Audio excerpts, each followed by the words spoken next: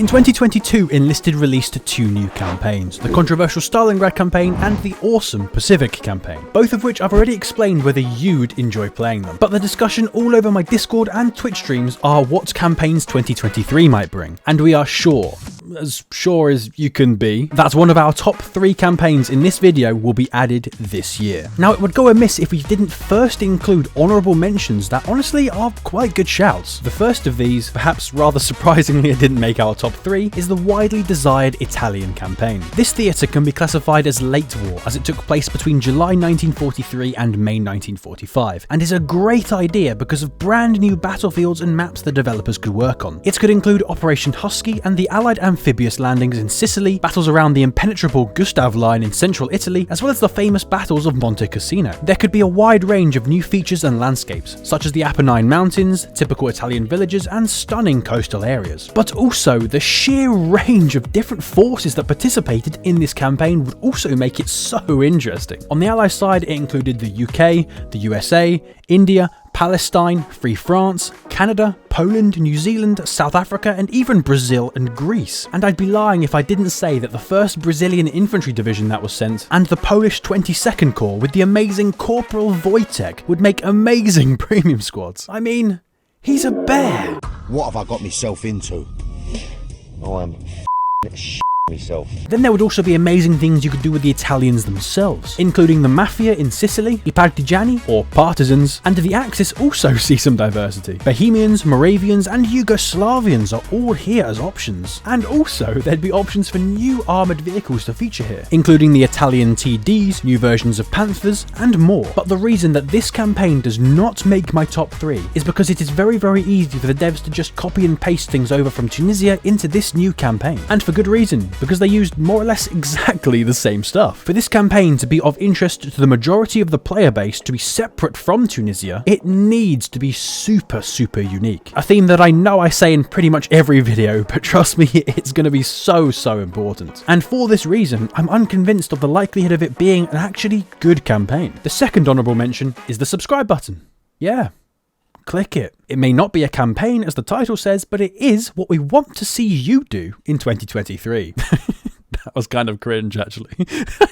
It's actually the Burma campaign, which took place for one of the longest periods on this list, between December 1941 and September 1945. And obviously the major selling point of this campaign as a whole is due to the wide range and uniqueness of the new factions, nations, and battlefields you can find here. On the Ally side, you can see an awesome mixture of African and Asian British Empire forces, which include India, Nepal, Burma, Gambia, the Gold Coast, Kenya, Nigeria, Rhodesia, and Uganda, working with the Chinese forces. And a Chinese army entrance into the game is a great precursor for the possible testing of a campaign that did actually make our top 3. So stay tuned. There was even medical support from the Belgian Congo for the Allies. Again, an amazing premium squad idea. Yet the Axis side wouldn't be copy-paste from any Pacific campaign, as you would have some Indian and Thai collaborants working with them. The real question with this campaign idea is whether there'd be enough appetite and space for another Asian campaign, especially as the Asian player base of this campaign may not be enough to fully satisfy the desire for this campaign. The point is, do enough people care about this campaign? And that is one of the key things you need to consider. As a result, the devs are likely to never really consider this campaign as a financially a good idea, despite its intrigue and almost limitless possibilities. A third interesting idea that also only remains as an honourable mention is Operation Market Garden, which will include the Dutch cities of Arnhem, Nijmegen, and Eindhoven. Let me just Google them to make sure I said it right. Pretty much the only one I said wrong was Nijmegen, or something. I have no idea. Do I look Dutch, man? The major selling point of this idea, though, would be the paratroopers, as it was the largest airborne operation of the war. Now, they've already got the ability to parachute out of your plane in-game, but some unique airborne strike feature could be something the devs could explore. And these Dutch cities are the perfect staging ground. All these objectives were undertaken and completed in September of 1944, so it was relatively short, with the aim of creating a bridgehead over the River Rhine to form a salient into German territory and the Allied invasion invasion into northern Germany. This theatre would also feature close-quarter city combat in the truest sense, rivaling that of the Berlin campaign already in-game. So it's easy to predict a major proportion of the player base would be interested in it. It would feature British and US paratroopers with units from Canada, Poland, Netherlands and Belgium on the Allied side, to keep up the theme of variety amongst the suggestions we've made so far. A premium squad idea could even be the so-called Screaming Eagles, US 101st Airborne Division, which we should already know from certain films and series that are already out there that this would be an extremely popular idea. And when the Allied forces in Arnhem were captured, there is a great opportunity to use one of my favourite British soldier phrases of the entire war via the radio or loudspeaker, just like in the Stalingrad campaign. If the Axis win a battle, out of ammo. God save the king. However, there are issues surrounding the relatively small Dutch cities, and they could quite easily become very repetitive, with lots of bridges and rivers dotting the landscapes. But more pressing is the lack of variety amongst the Axis forces, which may end up being almost the exact same as in Berlin. You must notice in this video I keep talking about how important uniqueness is for a new campaign to be viable, and the Axis really do lack this fact. Therefore, it just can't make my top 3. Finally, we'll now talk about my well-researched suggestions and my beliefs on what the developers are most likely to actually do. These are not confirmed by any stretch of the imagination, and in fact, I actually don't want to see any new campaign in 2023. I have one word in answer to what you just asked me. No! How about a big no? Hear me out. I believe that the developers need to spend 2023 addressing the game's core dilemmas, as well as figuring out how to link the existing campaigns together, so that the sheer size of the grind is not spread across 12 different trees as it is right now. It's more important that they make the base game the best it could possibly be before adding any new campaign, in order to make the new campaigns that they add worthwhile to actually spend your time grinding up. I also should thank my Discord server's resident historian, Pavel, for doing much of the research for this video. And if you want to join the discussion about future campaigns, then you need to join it. There's a link in the pinned comments below for you. The first of my true recommendations and predictions is an early war, German invasion of France campaign. A number of key moments and dates are on screen now for you, but we all know what happened anyway. Now, there is literally no question whatsoever that players will care about this theatre. It's always talked about when discussing the war in general, so it definitely ticks that box. And yes, feel free to get out your French World War II memes now. Pavel definitely did in the research he sent me. Now for the other question, will it be unique? For soldiers and weaponry, definitely yes. It's a bit of a crime that the only French-speaking forces in this game currently are the Moroccans in Tunisia. And I love the Moroccans, a premium squad which I've already reviewed in this video. And the fact that the developers have actually added French voice lines and French weaponry to the game via this squad implies they were testing it out. And why else would they bother doing this if they weren't planning on adding the French in the future to the game? That is why this campaign, in my opinion, is the most likely to be added in 2023. On screen now are a ton of the new weapons, equipment and vehicles that the Allies will likely have access to in this theatre, and it's looking good. You'll also see that some things listed are present in other campaigns but aren't exactly common, like the Berthier, the Labelle, which is part of a Volkssturm premium squad in the Berlin campaign that I have also reviewed before, and the Irma EMP, so making these uncommon weapons more common here really does work. The Axis though won't be a unique faction, and we'll see significantly more copy-paste over from the other campaigns in the game, and this is an issue, but it's extremely hard to avoid regardless, and its effects could be reduced by adding extremely early war stuff, like the MG08, and because this theatre would be labelled in a very vague way, hopefully, just like Tunisia should have been renamed the Battle for North Africa, but you know, we won't complain, that's nothing my business, no, I don't care. Maybe, maybe not, maybe yourself. You could have all sorts of maps to represent famous moments in history. Pavel specifically recommends Fortress Eben Email. How on earth do I pronounce that thing? I have literally no idea. Get me Google Translate right now. Eben Emael. Eben Email?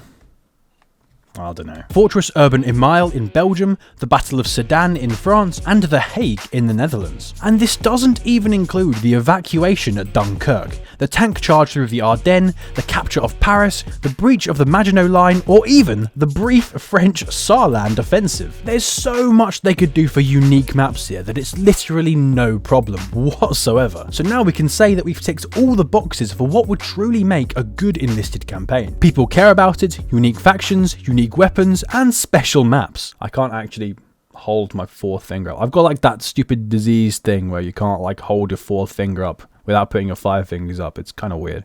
It's not disease. It makes it sound like it's contagious.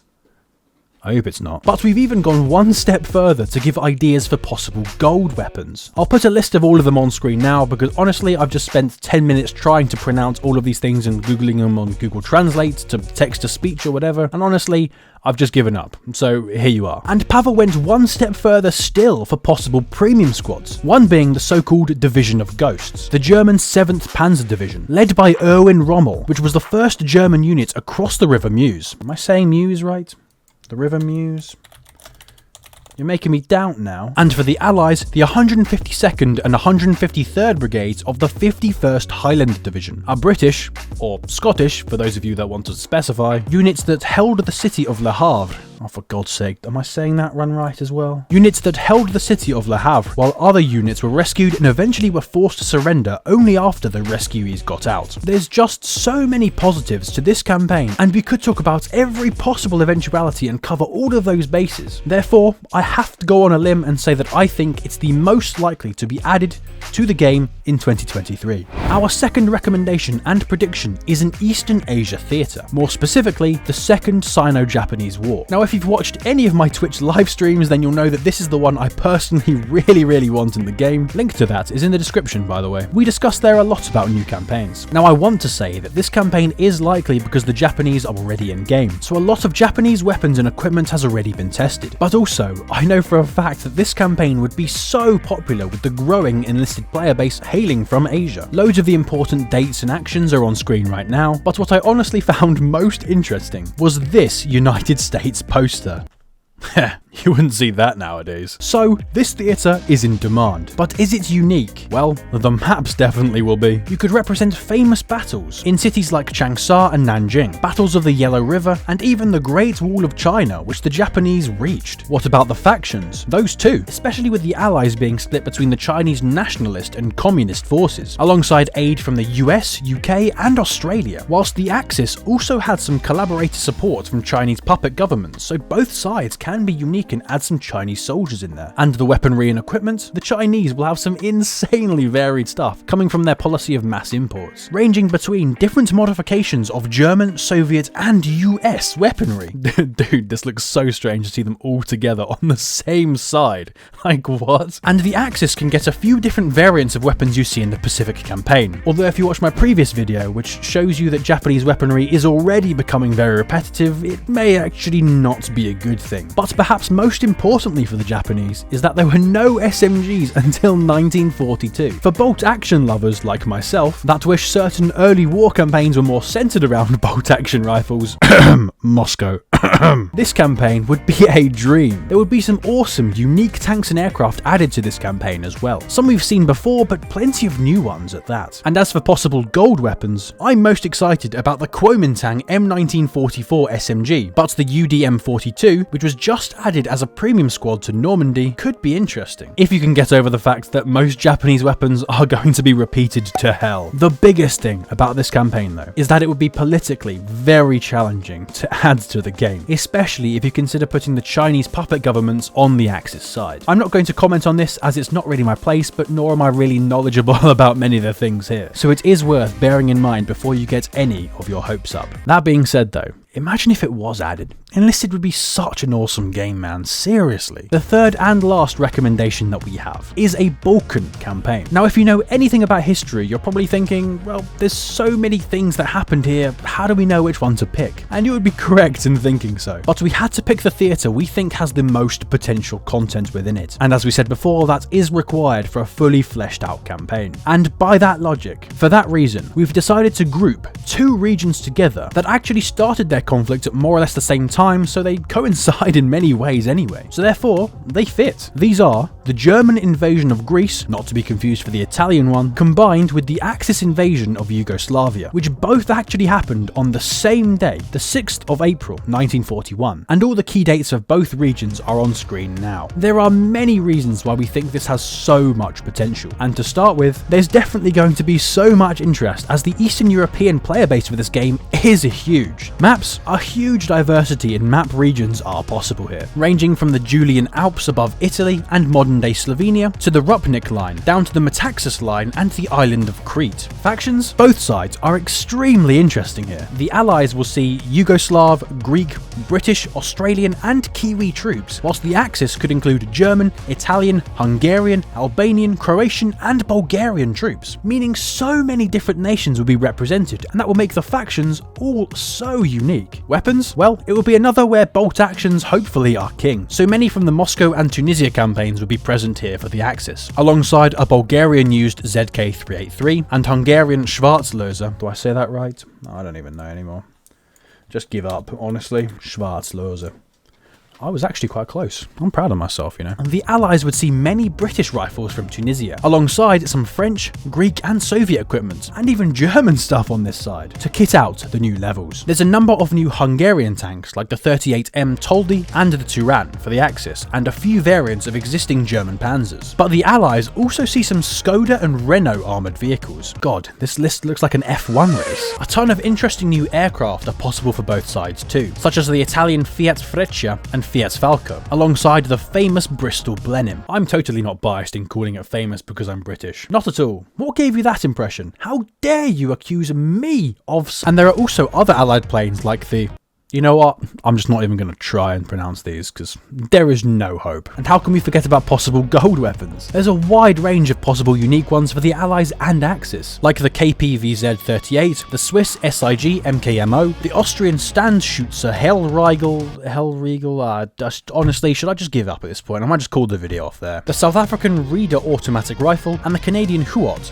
What? How can I not pronounce a Canadian sounding? And Canadian Huo automatic rifle. And there's a perfect premium squad, the German division, which was part of a slightly dodgy acronym to say on a YouTube video, led by Fritz Klingenberg, that captured the Yugoslav capital of Belgrade with only 5 other soldiers. The point is, this theatre will be perfect in almost every way you could think of, if you can get over the fact that we're combining 2 in the same campaign. Because it's combining 2, it's probably quite unlikely to be added, but it is our strong recommendation because it fulfills every criteria needed to make a good campaign. And if it was named vaguely, like the Balkan theatre, in the future you could add in other areas of Eastern Europe into this campaign, and it would fit seamlessly without needing to have a whole new campaign for that place, which would hence help the player base splitting issues across all the existing campaigns. It gives the devs options, and that is why this campaign is suggested and why it makes my top 3. But what campaigns do you want to see in Enlisted? Or did we miss out your favourite ones like the Winter War, the Battle of Kursk, or the Invasion of Manchuria? Like the video if you enjoyed it and share below your opinions. You can support this channel further on Patreon or by becoming a YouTube channel member. But if you've wondered what existing Enlisted campaign is most suitable for you, then you need to go and watch this video.